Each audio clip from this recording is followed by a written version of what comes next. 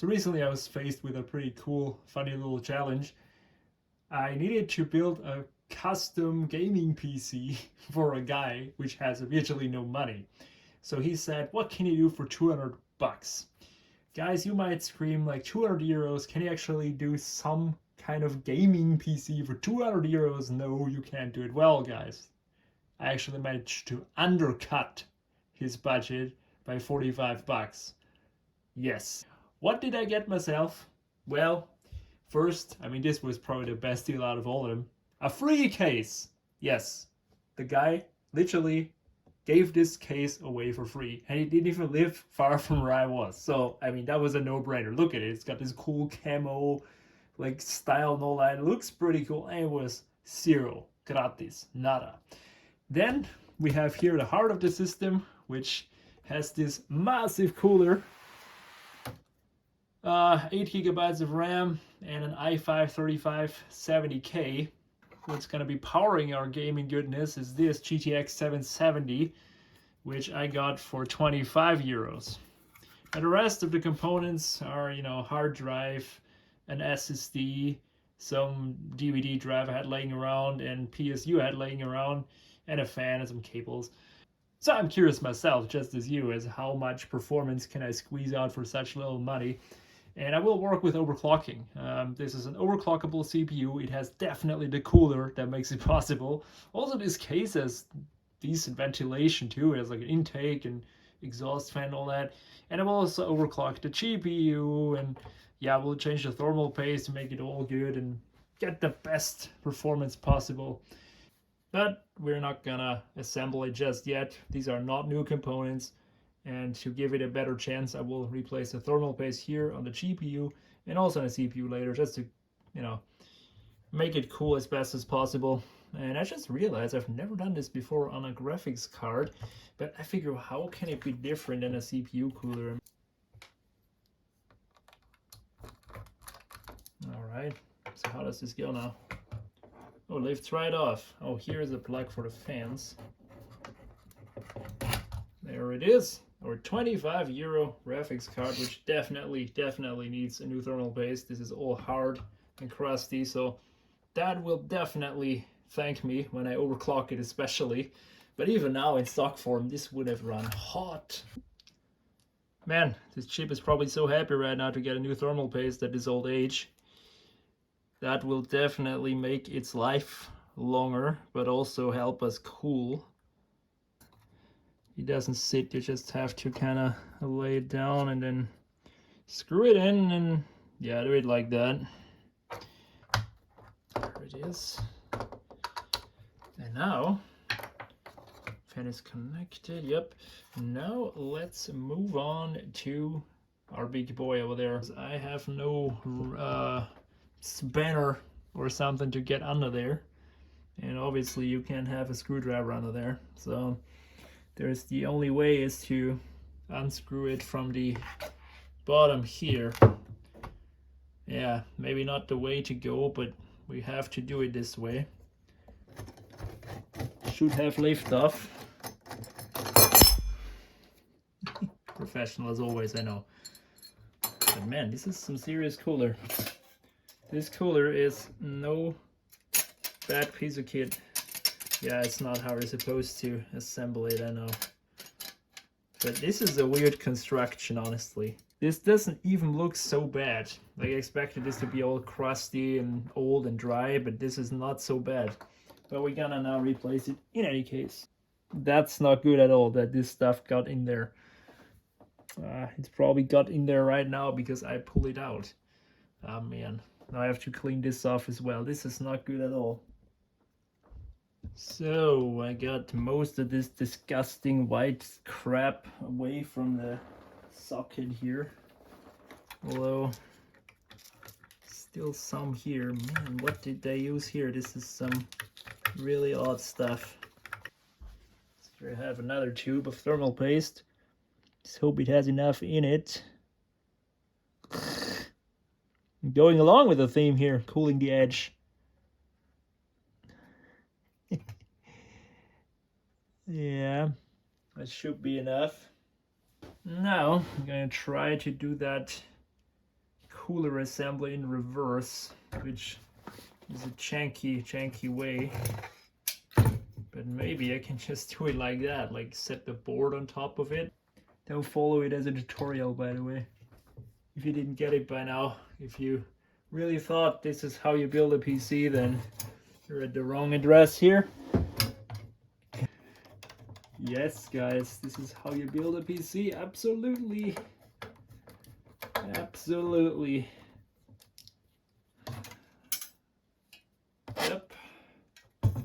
Now let's tighten them and move on. Well, we might have to buy a whole nother power supply altogether, because I do get the feeling that it is not up to the task of powering these two things with sufficient power, but also I don't have an adapter right now, which I can use to, you know, connect here the power. So we're just gonna try it. Hopefully it shows up a signal, and then we're gonna, if it works, I'm very glad. Then we're gonna, you know, run some benchmarks and see if it blows up or shuts down or does some stuff. Yeah, so the plan now is I will install the shield, screen the board, screen the power supply, and I'll be back with you when we install the GPU. And then we go ahead and boot it up for the first time, which is gonna be exciting to say the least, because all this stuff is very unknown. I don't know if any of it works. So yes, let's do it. Ugh. Yeah, guys, this is probably gonna be a piece which we'll have to replace and overthink. So that is some OEM power supply, like some weird form factor, which doesn't fit in here. So yay. We can still use it to power the system though, so I will just, I don't know, lay it in there, I guess, and use it the way it is now. But we'll have to find a different one.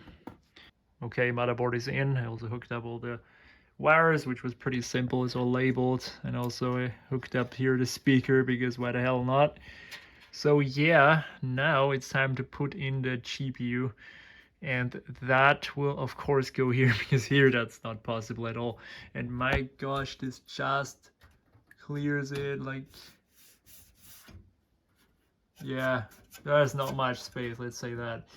Here it only has one, so yeah, either we hook up both, but no, that's also too much. Then we're just gonna try our best. Hopefully it starts. If not, I have to find a different power supply.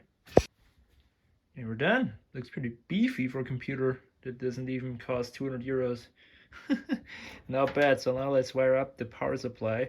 I'll set it on top for now, and that will be a bitch to get to. I can see that already. Oh man, I just hope it doesn't blow up in our face. Now I have some valid concerns why it might not boot.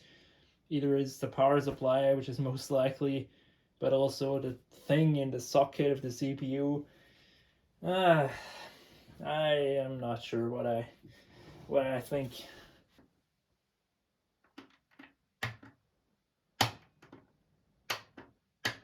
No, it did one thing for a brief second, but then it refused. Yeah, no, it isn't gonna boot, is it? Not with this PSU. That's our main problem here. While it might have enough power, it doesn't have the connectors. So what can I do about that? I have no adapters, and I have no other power supply I can try it with in the meantime. So yeah, very sad. I was looking forward to boot this up today, but looks like we have to postpone the project. Okay guys, it's only a day later and I managed to locate this. A power supply. 500 watts, if I'm not wrong. And it finally has all the connectors I need. So we have here CPU, power, graphics card, all is there, and it will finally fit in there too. 25 euros, not bad at all. Oh, it's even 550 watts, look at that. Now it does have a bit of an retro Intel logo, and I've never heard of Super Flower before, but yeah, I suppose it's gonna be okay.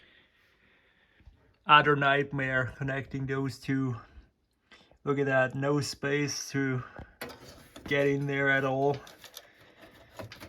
And to make it even worse, no slack in the cable, and also I have to turn it all the way around. So my gosh, this is horrendous. So now let's see if it will boot.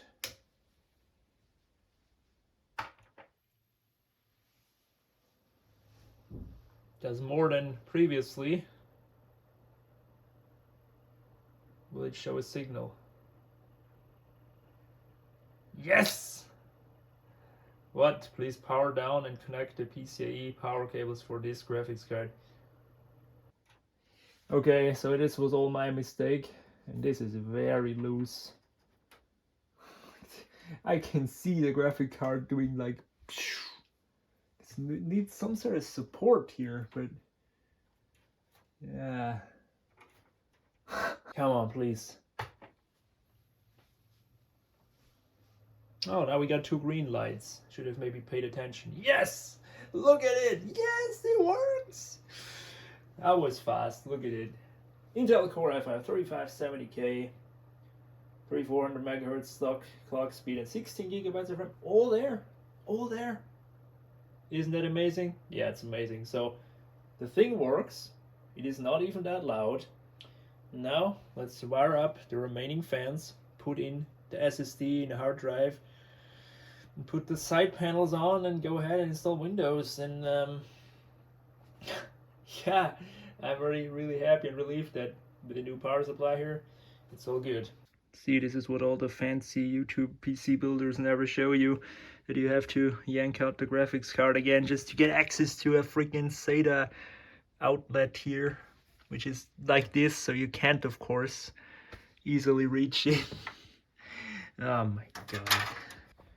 And here is the finished product for now. Of course, the side panels aren't on and the cable management is still not perfect, but I want to go ahead and install Windows and run some games and check the thermals, and then put the panels on, repeat it, and then we're gonna go into the exciting stuff, overclocking. But first I have to know if everything actually works like it's supposed to. So let me get Windows installed, and then we'll go on with testing it.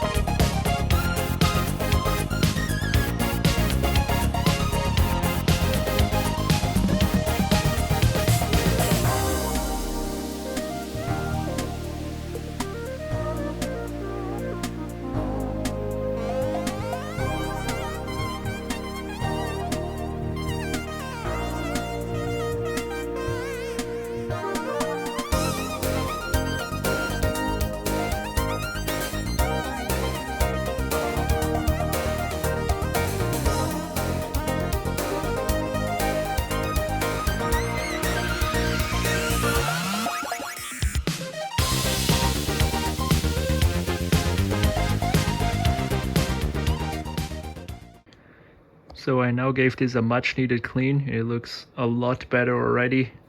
And what can I say, guys? This is a computer which not even costs 200 euros, and you can play some games on it and easily edit video, do some work. Wow, it's crazy good value nowadays, these used PC parts. So I hope you liked it. I definitely had fun overclocking this thing. And tell me if you have any experiences with overclocking your processor and graphics card. In this case, the processor was no biggie, but the graphics card really didn't like the overclocking much. So I'd recommend just leaving it off. These 6% or whatever I gained is probably not worth all the hassle with it, but I had fun, and that's the point. So I hope you liked the video, and I'll see you next time.